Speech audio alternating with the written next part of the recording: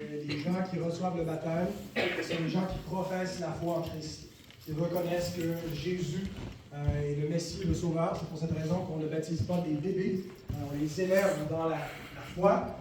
On attend qu'ils professent eux-mêmes la foi. Alors les gens qui seront baptisés aujourd'hui sont dans une démarche personnelle de foi, qui ont exprimé eux-mêmes le désir de suivre Christ, et ils ont exprimé une compréhension de son évangile, de sa personne et de son œuvre qui nous apparaissait comme étant crédible, comme étant une foi authentique. Et puis, on a donc, retenu leur témoignage qu'on vous a présenté. Vous pouvez les lire si vous n'avez pas vu passer dans vos courriels le témoignage de Raphaël et d'Anne-Marie. Ils ont été envoyés en PDF, mais on les a imprimés, ils sont au babillard, vous pourrez les lire aujourd'hui si vous n'avez pas eu l'occasion. Avant de les faire venir, il y avait Daniel qui voulait dire un petit mot concernant Raphaël, puisque c'est mon ami du secondaire. Oui, je ne vais pas être trop long. Écoutez, je pense vraiment qu'on peut voir les deux baptêmes, en fait, autant d'Anne-Marie aussi, vraiment un encouragement à croire que Dieu sauve, puis persévérer dans la prière. Tu sais, des fois, les mercredis soirs, on se rencontre, ou dans nos prières, on prie pour des personnes qu'on veut que Dieu sauve, puis on voit qu'il n'y a rien qui change, puis là, on désespère, puis tout. Mais Raphaël, on a passé notre secondaire ensemble, on ne connaissait pas le Seigneur, on ne croyait pas au Seigneur. Moi non plus. Moi, c'est comme Jean le Baptiste depuis le sein de ma mère.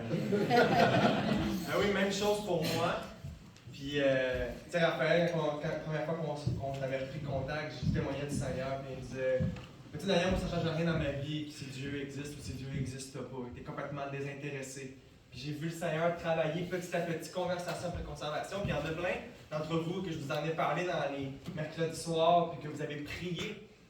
T'sais, on a prié, on a demandé au Seigneur, sauve-le. Puis Dieu a dit oui, il va le sauver. Je vais le laver de ses péchés. Et il est uni en Christ par la foi. Il va le montrer publiquement ici par les autres du baptême. Mais pour les parents, par rapport à Anne-Marie, continuons à prier pour nos enfants de notre Église, en les enseignant dans les voies du Seigneur. Puis même ceux qui ont quitté la maison et qui ne suivent pas le Seigneur, persévérons dans la prière pour leur rendre, parce que le Seigneur rajoute des gens à son Église. Amen. Merci, Daniel. Raphaël, je t'invite à t'approcher pour venir. Ouais, je t'invite, toi. T'as été le premier à nous le demander. C'est bien à Toulon, c'est plus large. Ouais, bon, parfait. Raphaël, il voulait dire un petit mot à l'Assemblée avant d'être baptisé, donc je te donne la parole. Donc, vous avez déjà entendu que j'étais un ami de Daniel depuis secondaire. Donc, une année, je l'ai perdu de vue, puis on s'est retrouvés durant le moment où j'étais au cégep. Je ne veux pas dire trop longtemps mon témoignage est au babillard, ou sinon, on pourra en parler après. Mais, on a retrouvé Daniel, j'ai appris qu'il était marié, hein? J'ai manqué un bout. Donc, on a eu des discussions ensemble, on parlait, on a eu des discussions, des débats sur l'évolution, la création. C'est celui-là parce que j'ai perdu le débat. Donc, je suis ici, puis j'ai vraiment eu. Je suis venu à sa première prédication, donc merci. Non seulement au Seigneur pour m'avoir mis dans une église qui est centrée sur la parole, qui met Christ au centre, et à votre assemblée qui m'a accueilli au sein de votre assemblée. Donc, échanger un changement de cœur, un changement de pensée. Alors, vraiment, gloire à Dieu pour absolument tout. Donc, c'est cela. Donc, gloire à Dieu. Amen. Gloire à Dieu.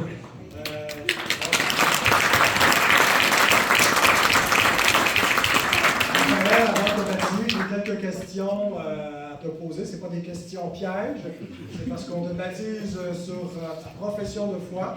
Alors, est-ce que tu crois que Jésus-Christ est le Fils de Dieu, le Messie qui avait été promis? Oui. Est-ce que tu crois en Jésus comme étant ton sauveur, qui t'a sauvé de la mort par sa mort et sa résurrection? Oui. Est-ce que tu veux suivre Jésus-Christ pour qu'il soit le Seigneur de ta vie? Oui. Donc, je t'invite à t'installer pour toi. Peut-être un petit peu avancé ici. Donc, Mon frère Raphaël, sur ta profession de foi, je te baptise au nom du Père, du Fils et du Saint-Esprit.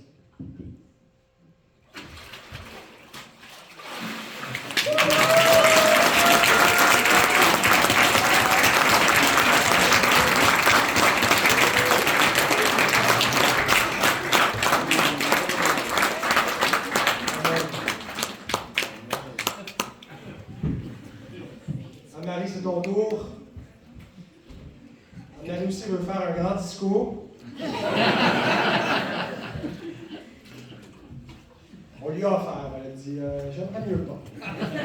Des questions directes. Donc, Anne-Marie, tu as eu le privilège, par la grâce de Dieu, de grandir dans une famille de chrétiens. Mais grandir dans une famille de chrétiens ne fait pas que tu es né chrétienne.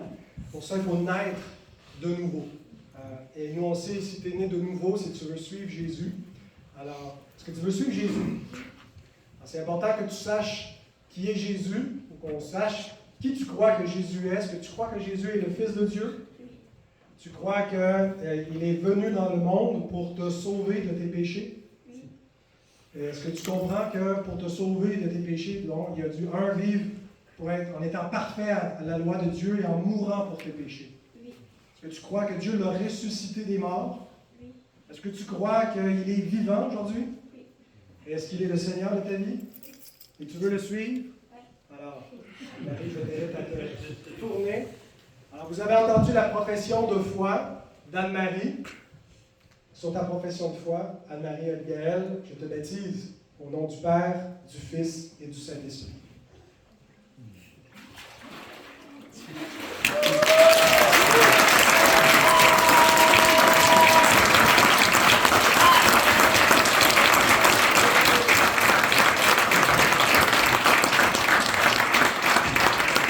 Gloire à Dieu pour ces nouveaux baptisés qui s'offrent en sacrifice vivant pour dire j'appartiens à Christ et je veux vivre maintenant comme une offrande pour lui en nouveauté de vie.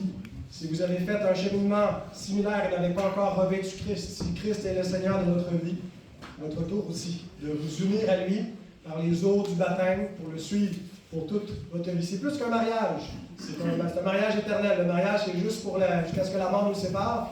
Mais lorsqu'on revêt Christ, la mort ne peut même pas nous séparer de lui. Alors, on va aller se changer. Vous allez chanter un cantique pendant ce temps. Et ensuite, les baptisés vont faire alliance également avec l'Église de Christ qui est son corps. Tu veux te lever?